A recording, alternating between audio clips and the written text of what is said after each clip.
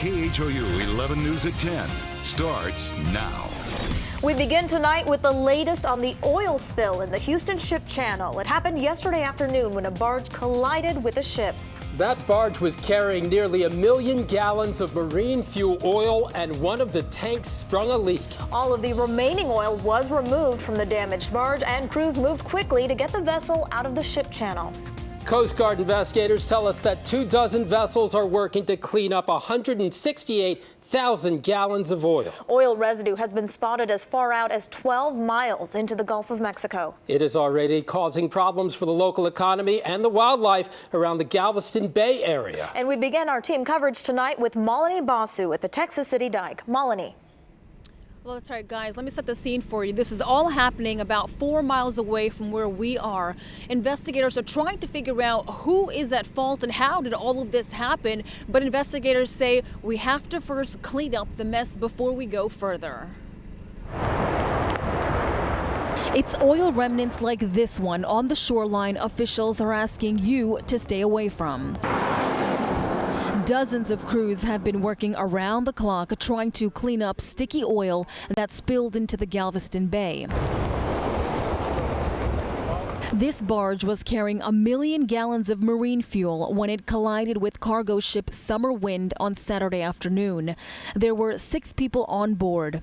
2 were rushed to the hospital when they were exposed to poisonous hydrogen sulfide. Today, crews removed all of the products off the damaged barges. We've had a big accomplishment today in that the remaining risk of pollution aboard the barge outside of the one cargo tank which was breached during the collision, we've removed that threat. Officials believe only one of the barge's tank, which holds 168,000 gallons, was breached. Crews were skimming oil out of the water and using containment booms to protect sensitive areas of the Houston Ship Channel. Aerial pictures from the Coast Guard shows a huge slick of oil on top of the water. From what I understand, it could have been an accident from the fog rolling in, you know, so it happens occasionally. Officials are trying to figure out if weather played a role in the accident, which affected Sunday's cleanup. The weather does not favor us, particularly in terms of fog. We had to deal with reduced visibility. In the meantime, those who spend a lot of time on the Texas City Dike are hoping things get back to normal sometime soon. There's a lot of fishing that goes on around here, though, so a lot of people are affected by it, you know, birds, and it's just a really nice, pristine area over here around the dike. The investigation is far from over. As I mentioned, they tell us over here that the focus right now is to clean everything up, and then part 2 will be the investigation. For now, we are live in Texas City tonight. Malini Basu, KHOU 11 News. Malini, thank you. One thing is certain about this mess: it is costing a lot of people a lot of money. Marcelino Benito takes a closer look at the economic fallout of the accident. This oil spill causing a ripple effect across our coast tonight, and nowhere is that more evident than here at the cruise ship terminal, where people are still getting off their ships at this hour. Other passengers just showing up, wondering if they'll be able to get on. In the distance, you see one of the ships that docked earlier this evening, the Carnival Magic. But meanwhile, what's going on here, just a piece of the problem. In Texas City, business has just grinded to a halt. Crashing waves is really all you heard along the Texas Dike on Sunday. Seagulls along the beach, the only thing you saw. We're dependent on the weather and the dike, so you cut either of those out and we just die. No fishermen, just cleanup crews in the distance, but traces of oil already made their way to Texas City shores. People come here to buy bait and to fish off that dike, yes. The tackle shop's unusually quiet, except for the occasional phone call of customers wondering what was going on. It hurts. It hurts. And the pain trickles down to those that fry up the day's catch. Now we'd normally be at, I don't know, $800-900, and I think we're at like maybe 80. So yeah, it killed us. Meanwhile, on Galveston Island, the ferries aren't sailing to Bolivar. It's pretty frustrating right now. The cruise terminal also impacted. Families ready to set sail, forced to wait for ships stopped at sea. We don't want to be stuck in Galveston. You know, not that it's a bad place. I've came here for the little beach parties a long time ago, but it's not a beach party. At sea, things were no better. Passengers on the Navigator of the Sea snap photos of ships in line at a standstill. The oil spill forced all ship traffic to stop until late this evening, when the Coast Guard cleared cruise liners to dock. They maneuvered through oil slicks and into port more than 12 hours later. Now the question is, when can they set sail again? We're hoping they give us some information of certainty tonight.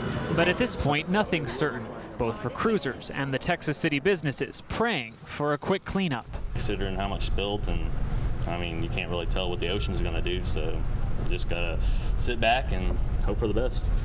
And the Coast Guard telling us tonight there is no timetable for when things will be back to normal. Definitely not what businesses want to hear and not what cruisers want to hear either. Those waiting on the Carnival Magic will board tomorrow morning. Those waiting on Royal Caribbean will continue boarding tonight. But the Coast Guard says those ships will not be going anywhere until it is safe to do so. We're reporting from Galveston tonight. I'm Marcelino Benito, KHOU 11 News. Also today, we got a better look at the impact of the oil spill on Galveston Island and on wildlife in particular. It wasn't good. Andrew Horansky picks up on that part of the story. As the trouble washed up onto the scenic shores of Galveston's East Beach today, it could be seen and smelled. It smells horrible. It's very, that crude is just very thick in the air.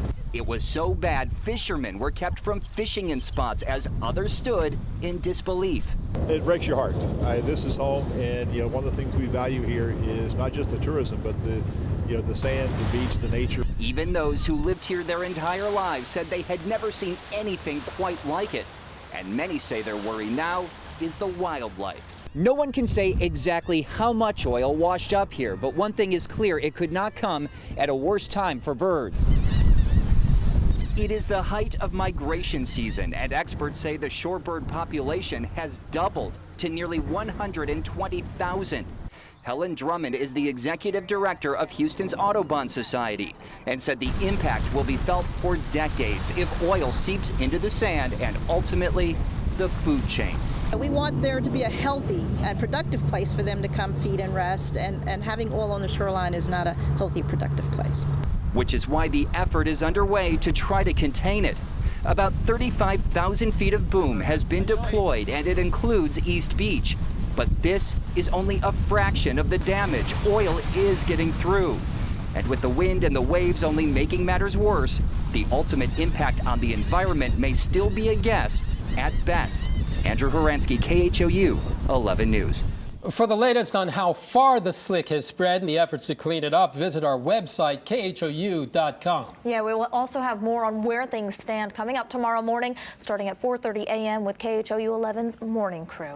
And of course, Mario, a lot of people want to know how the weather might impact the cleanup efforts out there. Well, the good news is that the fog is gone, so cleanup is going to be going on probably because ships are going to be able to navigate. So that's the best news we have. Second, we have another cold front that's going to be moving through the area, so that we're going to be pushing a lot more of that oil back out to sea. It's going to break it up. Tidal action and also wave action will break up some of that oil. Unfortunately, the wind is going to come back out of the east-southeast on Wednesday, and as you can see, Galveston right now does have a north wind, so we're going to see that oil actually come back along with the tides towards the coastal areas. That's the bad news. That should happen around Wednesday. The oil will not go away.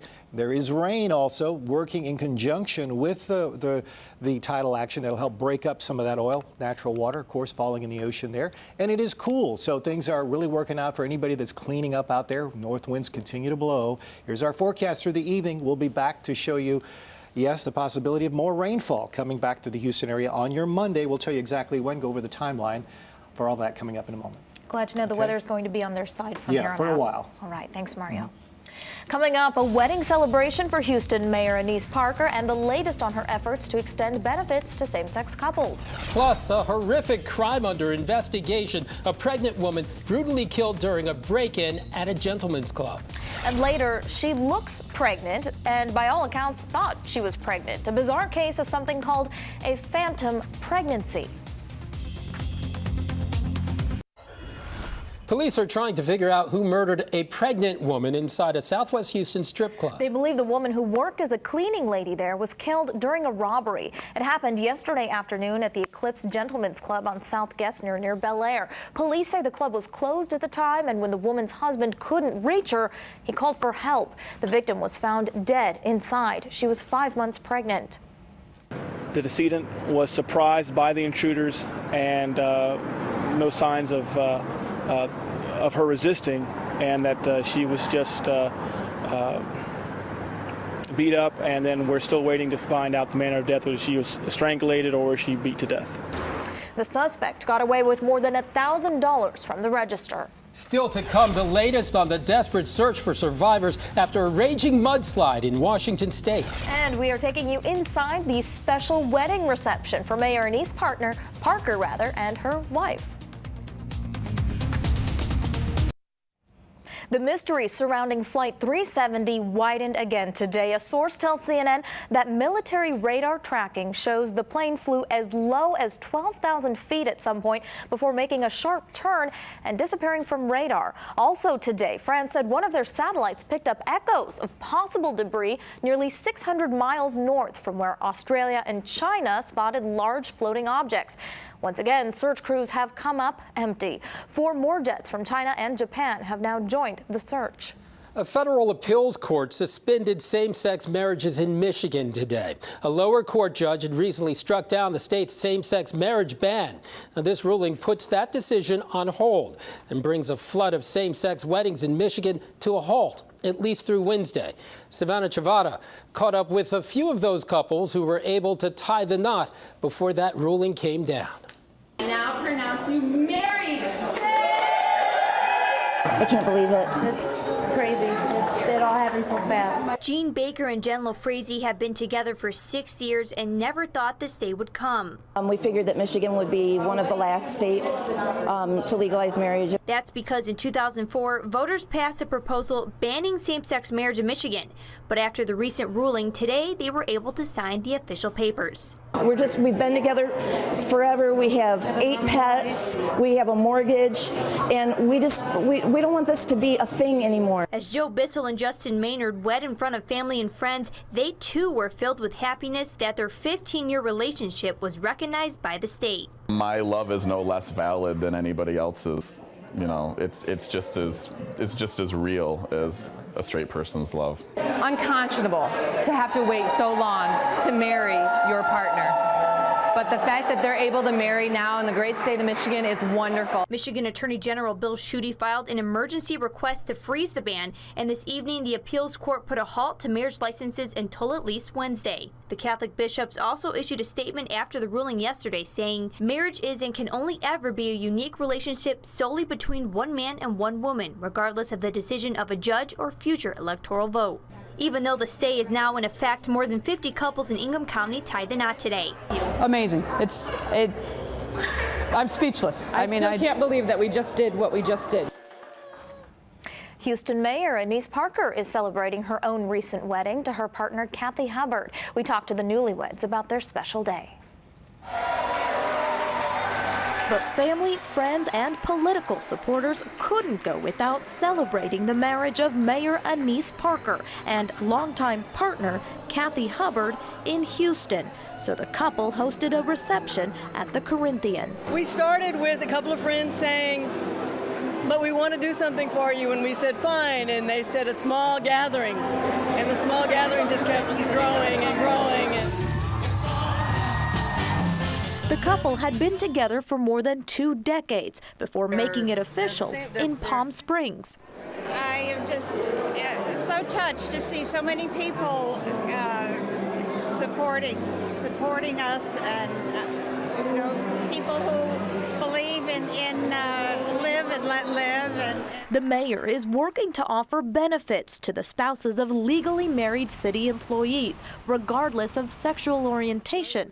And while she once said she and Hubbard wouldn't get married until same-sex marriage was legal in Texas, it's clear she's happy about her change of heart. This is about 2 people who love each other and who built a family and a life together, and people who are here to celebrate that happiness. Now to a developing story in the Pacific Northwest. Several people are dead and another 18 are unaccounted for after a massive mudslide in Washington state. More than 100 people are trying to rescue those who may still be trapped. Lee Stoll reports. Rescue crews are scanning the half-mile-wide mudslide site at this hour, continuing to sift through the remains of entire neighborhoods. Oh my gosh. This eyewitness was driving when the mudslide hit and captured the aftermath on his cell phone. I just saw the darkness. That's all I could see. Everything from one side, completely in the other side. Sad sensation. Basically, everything is gone. Recent heavy rains caused the groundwater saturation that triggered the river of mud, trees, and rocks that officials say came out of nowhere. At least 3 people are dead and more than a dozen injured. Evacuation orders were issued last night, and at least 18 people remain unaccounted for. Travis Hotz is the Snohomish County Fire Chief. I was up there most of yesterday afternoon. I was at awe. It reminded me of the video that we saw when Mount St. Helens erupted. Trees laying over on their side, massive mud debris. This is substantial. Robin Youngblood's home was caught in the middle of it all. There is no way with what we went through that we should be alive, let alone with only a few bruises. The debris also blocked the flow of the North Fork of the Stillaguamish River, creating a severe flooding threat. And tonight, there's word rising water is slowly breaking through the dam. We do want to ask people to remain in a state of heightened awareness because there is not total predictability about how this river is going to behave. We're at a checkpoint near the mudslide where law enforcement is only allowing people in who want to check on their property or loved ones. Everyone else is being kept out. That's how precarious this situation is. Those people who have been displaced by the slide, though, are getting help from the Red Cross. They have set up 2 shelters in the area. Edward Snowden is putting the NSA back in the hot seat again, releasing documents that show even wider hacking. Now, the papers showed the security agency hacked a Chinese telecom company called Huawei. Initial New York Times reports show the NSA monitored the communications of the company's top executives. American officials have long considered Huawei a security threat over fears it would use backdoors to hack government secrets. A bizarre story out of Montreal, Canada. A woman there convinced her boyfriend and even herself that she was pregnant, even though she's not. Oddly enough, her body actually responded as if she was expecting to give birth. Vanessa Lee explains how this so-called phantom pregnancy is possible. It was supposed to be a happy and exciting time for this Quebec couple, expecting not just their first baby, but 5. Their pending arrival was big news in the small community of Saint-Jean-sur-Richelieu, south of Montreal. Donations poured in to help the growing family. Friends, strangers, and businesses showering them with gifts. Geneviève Laflamme, who has triplets, befriended the mother-to-be a couple of months ago. I gave her tips on where to get financial support and places that can help with things like diapers, she says. Then came Tuesday. The couple went to the hospital where doctors delivered devastating news. They told the expectant father his girlfriend was never actually pregnant, duping not just him, but an entire city. She walked like she was pregnant. She seemed to have contractions. I never doubted it. So how was this woman able to fool everyone, perhaps even herself? Doctors say if this is a phantom pregnancy, it's rare. There's a process whereby you can convince your body that you're pregnant, and you can see people having some form of distension, and you can also see some people starting to have lactation.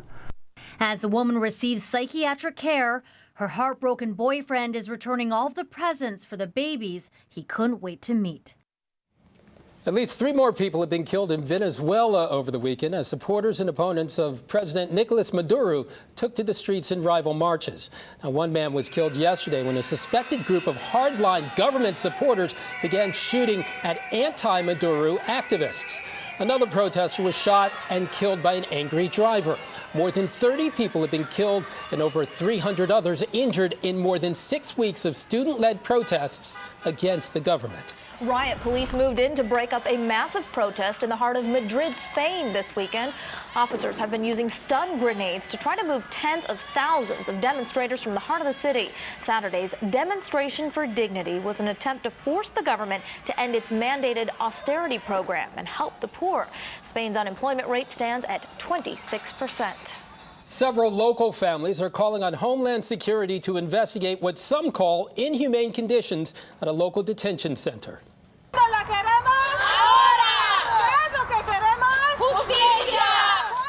Inmates have been on a hunger strike since last Sunday, calling for change in the Joe Corley detention facility in Conroe.